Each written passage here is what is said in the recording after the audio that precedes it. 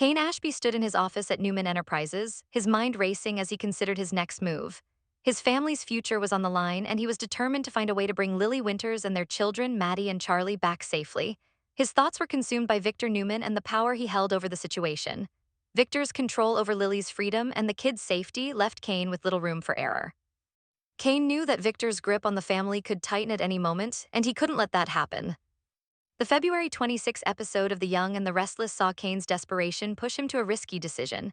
With no other choice, Kane reached out to Phyllis Summers, a woman whose ambition and cunning were as sharp as his own. He needed her help, but it was a dangerous gamble.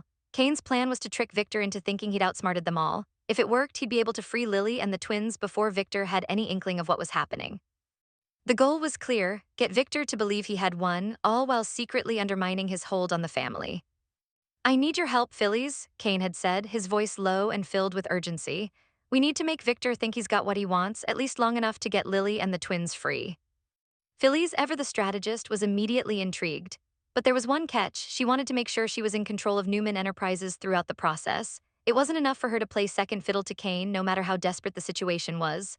Phyllis had her eyes on the prize: complete control over Newman Enterprises. The idea of partnering with Kane, however, was one she'd need to consider carefully.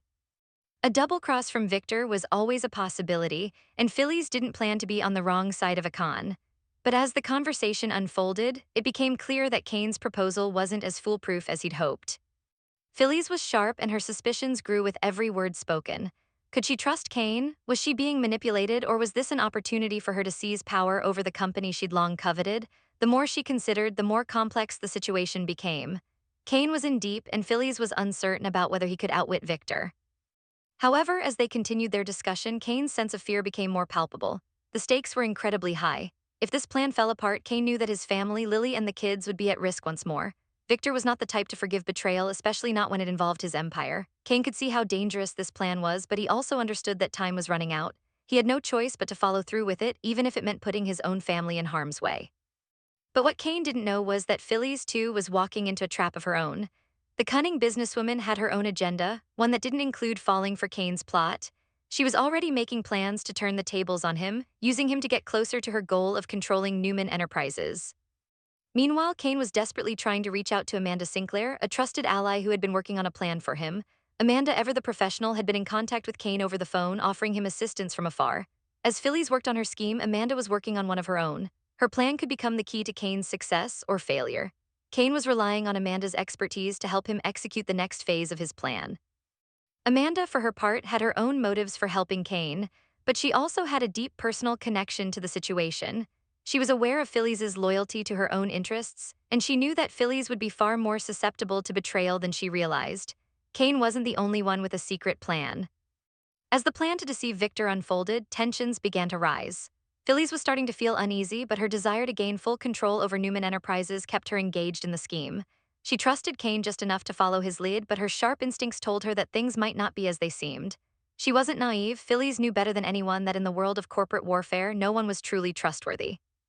And now she had to decide whether to fully commit to this dangerous charade or to pull out before it was too late.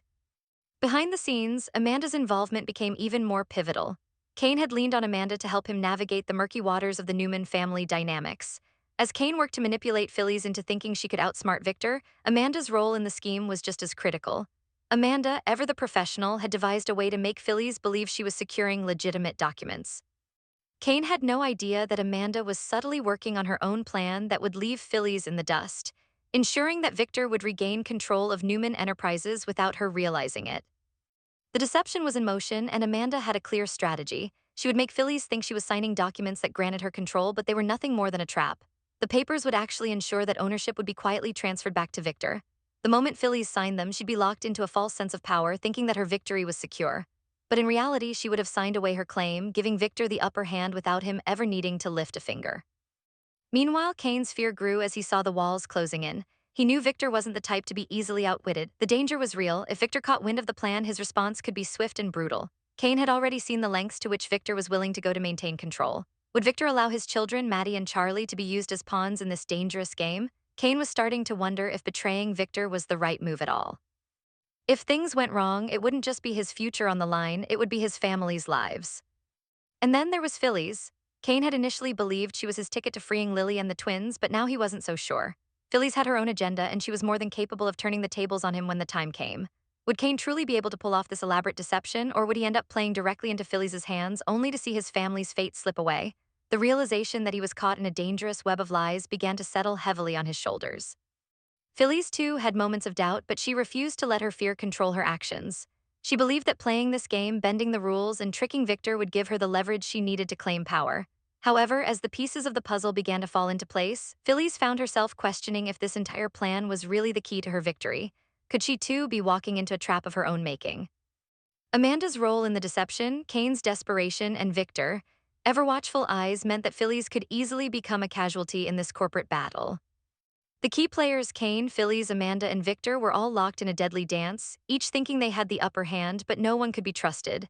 The stakes were higher than ever, and with each passing moment, the consequences of failure loomed larger. Kane had only one chance to pull this off, but in his heart he knew the truth. Even if the plan succeeded, Victor was not one to forgive and forget. Phyllis might think she was playing Victor, but what if Victor had been orchestrating the entire game all along? Kane's paranoia crept in as he began to realize that every move he made could be part of a larger trap. And in the midst of all this, Lily, Maddie, and Charlie remained the true prizes in this high-stakes game.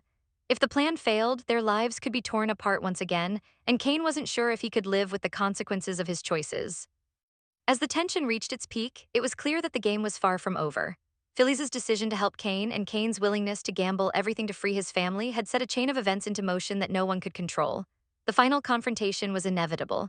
Kane's next move could determine not only the fate of his family but also the future of Newman Enterprises and whether or not anyone would walk away with the power they sought. The final, chilling question remained: would Kane's family ever truly be safe, or was this game one that no one could win?